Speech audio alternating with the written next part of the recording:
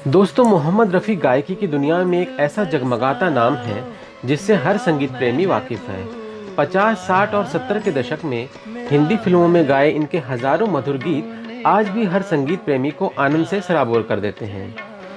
कई एक्टर्स और music directors के पसंदीदा गायक रहे मोहम्मद रफ़ी ने अपनी जादुई आवाज़ से संगीत और गायकी में एक अलग मुकाम हासिल किया है और आज उन्हें एक लेजेंड के रूप में जाना जाता है।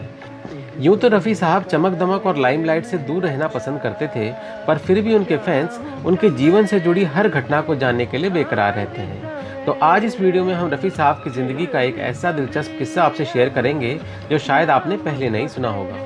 आप देख रहे हैं आपका favourite YouTube channel singing emotion.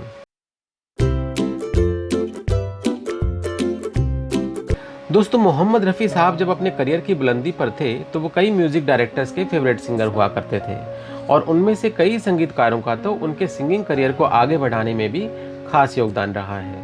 कुछ संगीतकार जिनके साथ रफ़ी साहब की खास ट्यूनिंग थी वो थे नौशाद, ओपी नैयर, एस.डी. बर्मन, शंकर जयकिशन और लक्ष्मीकांत प्यारेलाल। और जब भी आप किसी खास इंसान के साथ ज़्यादा काम करते हैं तो जाहिर सी बात है कि काम के दौरान कई खट्टे मीठे किस्से बन जाते हैं।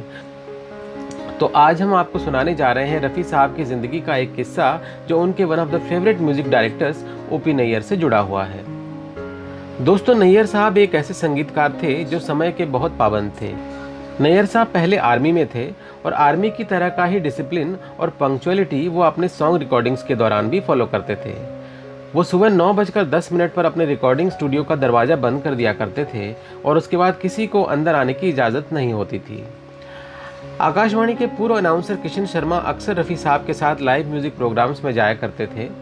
एक बार का किस्सा सुनाते हुए किशन शर्मा कहते हैं, यूं तो रफ़ी साहब भी ओपी नैयर साहब की ही तरह समय के बहुत पाबंद थे, पर साल 1969 में एक बार कुछ ऐसा हुआ कि रफ़ी साहब को नैयर साहब की रिकॉर्डिंग पर पहुंचने में 1 घंटे की देरी हो गई। तो आते ही उन्होंने नैयर साहब से कहा, सॉरी नैयर साहब, दरअसल मैं शंकर जयकिशन की रिकॉर्डिंग में फंस गया था। नैयर साहब जो पहले ही रफ़ी साहब के लेट आने से खफा थे, उन्होंने बेरुखी से जवाब दिया, आपके पास शंकर जयकिशन के लिए टाइम था पर ओपी नैयर के लिए नहीं। आज से ओपी नैयर के पास रफ़ी के लिए टाइम नहीं रहेगा। ये कह के उन्होंने उस दिन गाने की रिकॉर्डिंग कैंसिल कर दी और अपने अकाउंटेंट से कहा कि रफ़ी साहब का बकाया पेमेंट कर दें।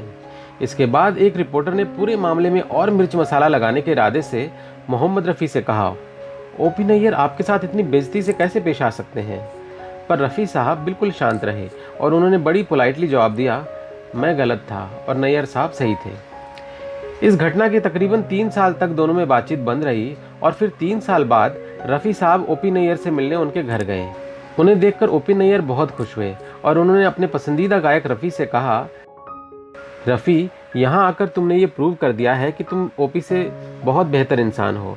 तुमने अपने अहम पर काबू पा लिया जो मैं नहीं कर सका। इसके बाद कई फिल्मों में रफ़ी साहब और ओपी नैयर ने साथ में काम किया। दोस्तों, रफ़ी साहब जितने बड़े कलाकार थे उतने ही अच्छे इंसान थे। उनकी सादगी और दरियादिली के कई किस्से मशहूर हैं, लेकिन जब आप एक प्रोफेशन में होते हैं तो कई बार न चाहते हुए भी आप विवादों में पड़ ही जाते हैं और नतीजतन किसी एक को खुश रखने के लिए आपको दूसरे की नाराज़गी झेलनी पड़ जाती है। किसी शायर ने क्या खूब कहा है, जिंदगी गुजर गई सबको खुश करने में, जो खुश हुए वो अपने नहीं थे, जो अपने थे वो कभी खुश नहीं हुए। दोस्तों, कई बार ऐसा होता है कि गलती किसी की भी ना होते हुए भी वक्ती जज्बात और आवेश के चलते 2 कलाकारों में गलतफहमियां और अनबन हो गई और इसका खामियाजा अल्टीमेटली जनता को भुगतना पड़ा, क्योंकि 2 महान कलाकारों की जुगलबंदी खत्म होने से एक खास वक्फे में कई टाइमलेस गीत बन ही नहीं पाए। तो दोस्तों, ये था मोहम्मद रफ़ी और ओपी नैयर से जुड़ा एक दिलचस्प किस्सा। आपको हमारा वीडियो कैसा लगा हमें कमेंट करके ज़रूर बताइएगा और ये वीडियो आपको पसंद आए तो इसे लाइक और शेयर ज़रूर कीजिएगा। तो दोस्तों, अगर आप सिनेमा के बीते दिनों के किस्से और बॉलीवुड की मशहूर हस्तियों की बायोग्राफी वीडियोस देखना पसंद करते हैं तो हमारे चैनल सिंगिंग इमोशन को सब्सक्राइब कर लीजिए।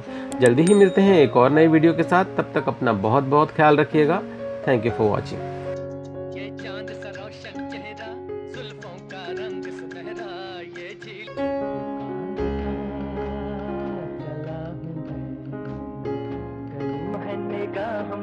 जिंदगी की राह में सनम हसीन।